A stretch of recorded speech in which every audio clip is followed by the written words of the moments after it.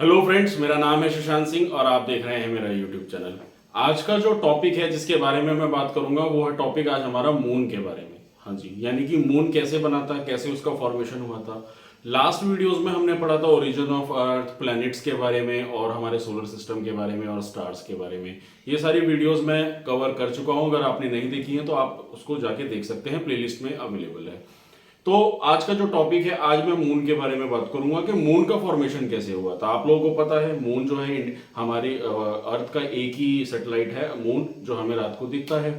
अब मून जो है उसका फॉर्मेशन किस तरीके से हुआ था, क्या था ऐसा कि मून का फॉर्मेशन हुआ था। जैसे मैंने आपको बताया कि स्टार थे, स्टार का किस तरीके से फॉर्मेशन हुआ, प्लैनेट्स का किस तरीके से फॉर्मेशन हुआ, 3 स्टेप्स मैंने बताए थे। तो अब हम बात करेंगे मून के बारे में। तो देखिए, मून के बारे में तो पहले मैं बता दूं, it is a natural satellite.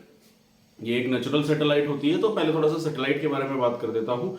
कोई भी चीज जब किसी भी हमारी प्लेनेट के जो इर्द गिर्द उसके ऑर्बिट में घूमती है, मैं इसको थोड़ा सा एक बार ड्रॉ करके समझा देता हूँ। जैसे मान लीजिए ये हमारी एक अर्थ है, इसके ऑर्बिट में चारों तरफ कोई चीज जब घूम रही है तो हम उसको बोलेंगे सैटेलाइट। जैसे हमारी, अगर हम अपनी नासा की सैटेलाइट्स के बारे में बात करें, जो वो क्या है, वो हमारी पृथ्वी के चारों तरफ गोल गोल गोल गोल घूमती रहती है ऑर्बिट में। ठीक उसी तरीके से ये भी एक तरह की हमारी नेचुरल सैटेलाइट है, जो अर्थ के ऑर्बिट में ऐसे चारों तरफ घूमती रहती है। जैसे अगर मैं सोलर सिस्टम के बारे में बात करूं, जैसे ये हमारा सन होता है इस तरीके से, तो ये सन है हमारा। सन के चारों तरफ हमारी अर्थ घूमती है और उस अर्थ के चारों तरफ हमारा मून घूमता है। तो ये तो था अर्थ के मून के बारे में, जो मैंने आपको बताया कि मून एक तरह की नेचुरल सैटेलाइट है जो अर्थ के चारों तरफ गोल गोल घूमती रहती है उसके ऑर्बिट में। अब मैं बात करूंगा हमारे मून के फॉर्मेशन के बारे में कि मून का फॉर्मेशन कैसे हुआ था, किस तरीके से मून बना था।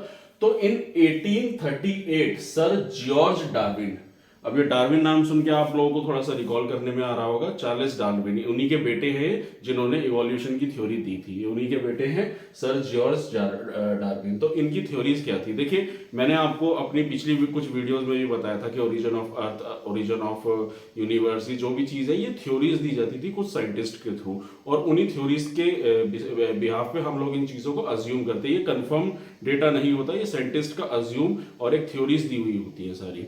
तो उन्होंने ये थ्योरी दी थी कि बेसिकली क्या था। अच्छा, इसमें एक चीज मैं और बात बताना चाहूंगा। जैसे आप देख रहे होंगे मैंने ब्लैक बोर्ड पे दो तरह दिया है, एक तरह सर जॉर्ज डार्विन के बारे में बात की है, दूसरा है लेटर साइंटिस्ट के बारे में जिन्होंने इन थ्योरीज को रिजेक्ट कर दिया था। तो दोनों की थ्योरीज जो है मतलब अपोजिट है, मतलब तो वो अभी आपको पता चल जाएगा मैं किस तरह से बात करूंगा।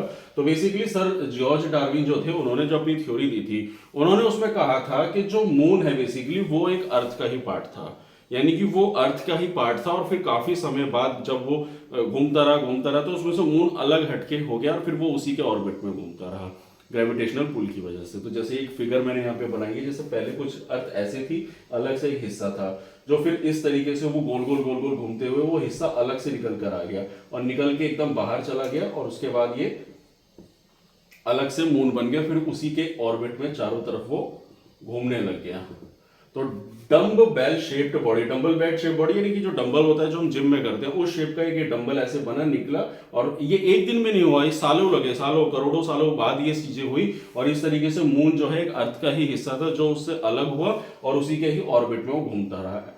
और लास्ट में the present the depression occupied by Pacific ocean. और जिस हिस्से से ये निकला, यानी कि ये वाला जो गड्ढा बना है यहाँ पे, यानी कि यहाँ से जब ये निकल के बाहर हो गया तो ये जो हिस्सा है ये हम पैसिफिक ओशन का हिस्सा कहते हैं। अगर आप अर्थ में अपने मैप में देखेंगे तो जो पैसिफिक ओशन है हमारे, तो पैसिफिक ओशन का हिस्सा बताते हैं। इस हिस्से से ये मून हमारा निकल के बाहर गया था।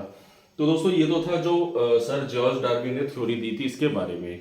ठीक, तो ये तो थी थ्योरी इसके बारे में। अब हम बात करेंगे यहाँ पे अब अगली हमारी जो थ्योरी थी। अच्छा हाँ, इसमें सॉरी मैं एक बात और कंफर्म करना चाहूंगा। ये जो थ्योरी अभी मैंने जैसे आपको बताया इसमें कि मून निकला और वो उसी के ऑर्बिट में घूमता रहा, तो ये भी एक सवाल है, उसी के ऑर्बिट में क्यों घूमेगा। तो आपने मेरी इससे पहले वीडियो जितनी भी देखी होंगी उसमें देखा होगा, जितना भी हिस्सा होता है वो ग्रेविटेशनल पुल होता है, उसको खींच के रखता है, तो वो उसी के ही ग्रेविटी में वो चीज उसी की सराउंडिंग में घूमती रहेगी।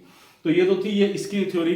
उसके बाद में कुछ साइंटिस्ट आए, later scientist do not accept the theory, उन्होंने इस थ्योरी को रिजेक्ट कर दिया। तो जब इस थ्योरी को उन्होंने रिजेक्ट करा तो उनका क्या कहना था। अब ये बड़ी मजेदार चीज है कि ये जो थ्योरी इन्होंने बाकी बाद के जो साइंटिस्ट ने दी वो इसकी एकदम अपोजिट थी। इसमें जैसे बताया कि इसमें बोला कि जो यहां से जो हिस्सा था वो निकल के इसमें चला गया।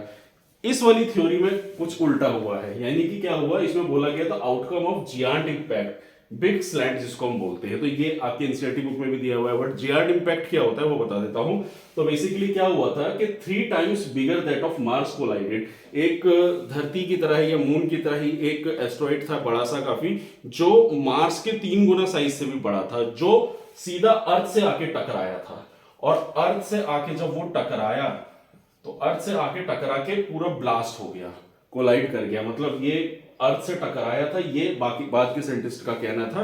अर्थ से आया, वो टकराया और कोलाइड कर गया, और उसके जो छोटे छोटे पार्टिकल्स थे अगेन वो उसके चारों तरफ उसके एक्सिस में घूमने लग गए। और फिर उसके बाद वो पार्टिकल्स धीरे धीरे धीरे धीरे सालों करोड़ों सालों बाद सारे मिलकर जुड़ते हैं और कहीं एक जगह जाके मून बन जाता है, और फिर वो उसके ऑर्बिट में घूमता रहता है। तो आपने देखा किस तरीके से इसमें बोला गया थ्योरी में कि इससे अलग होता है, और इसमें चीज आती है, टकराती है, ब्लास्ट होती है, उसके बाद उसके जो पार्टिकल्स है वो चारों तरफ उसके घूमते हैं उसके ऑर्बिट में, और उससे मून बनता है। तो दोस्तों ये था मून का टॉपिक, जिसमें मैंने आज आपको बताया किस तरीके से ओरिजिन ऑफ मून, यानी कि पहले सर जॉर्ज डार्विन ने एक अपनी थ्योरी दी और उसके बाद फिर अदर जो साइंटिस्ट है उन्होंने अपनी थ्योरी दी। तो ये था मेरा आज का टॉपिक अबाउट मून। अगर आपको मेरा काम पसंद आ रहा है, अगर आपको मेरी वीडियोस अच्छी लग रही है, तो मेरे चैनल को सब्सक्राइब कीजिए, मेरी वीडियोस को लाइक कीजिए, और आने वाले समय में आपको और ऐसी इन्फॉर्मेटिव वीडियोस मिलती रहेंगी।